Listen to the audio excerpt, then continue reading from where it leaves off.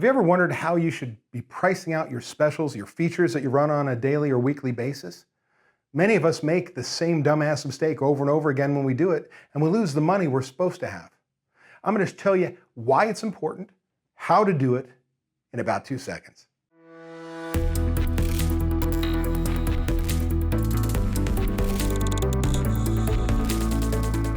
Hello, this is Dave Scott Peters with therestaurantexpert.com, and here's the deal, man. I've been in this business for decades, 30 plus years, and I've seen the same dumbass mistake made over and over and over again, literally on a daily basis. I've worked with literally thousands of restaurants over the last 15 years, based on the day that I'm doing this video. 15 years, thousands upon thousands of restaurants, and I see the same dumbass mistake made over and over again. Here's what happens. You've got your kitchen, they want to put out something great because you've said, hey, be creative. Put out a special every day, today, one day. I don't care what it is, you're going to put out a feature, an item that is not on the menu. Get creative. Well, your chef or sous chef or lead line cook, put some care into it, put something in a dish, goes, what do you think of this? Oh, that's awesome, let's do that.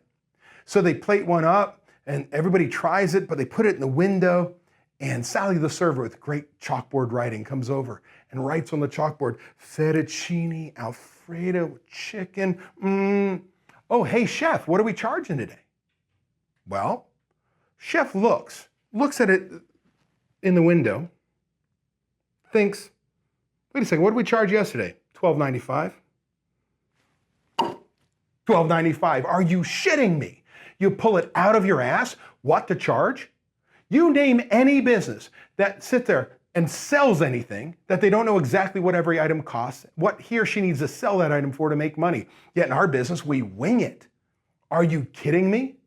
No, there has to be a recipe costing card for every item that you sell. And then you have to understand something called menu engineering and how it affects things, something called sales mix.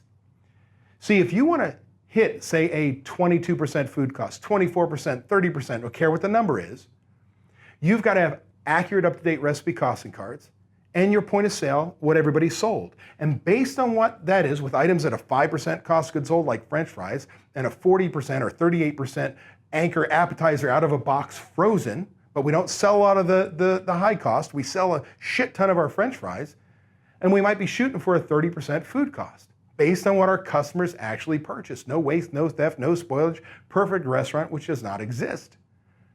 But if that's my number, that's great. So when I put out a feature, am I trying to drive my food cost down, or am I trying to drive my labor cost down? I could actually on purpose drive your food cost up, but because we normally sell an entree at lunch at $10, I've got this $20 special that goes out. It may be at a 38% food cost, and I'm trying to hit 24, but because I only sell 10 of them today, right? It's not gonna move the food cost that much higher, but do you know what happens? The ring of the register goes up and drives my labor cost way down. See, you can't price out your specials properly without recipe costing cards and understanding what your goal is when it comes to your recipe mix. If you want help knowing more about recipe costing cards, how to re-engineer your menu, and how to price things, give us a call toll free at 1-877-457-6278 at extension 106 and ask for our solutions coach, Greg Sauerbach. He's going to be happy to help.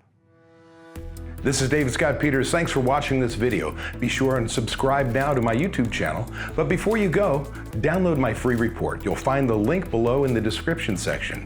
And be sure not to miss these other videos with expert tips to help you run your restaurant.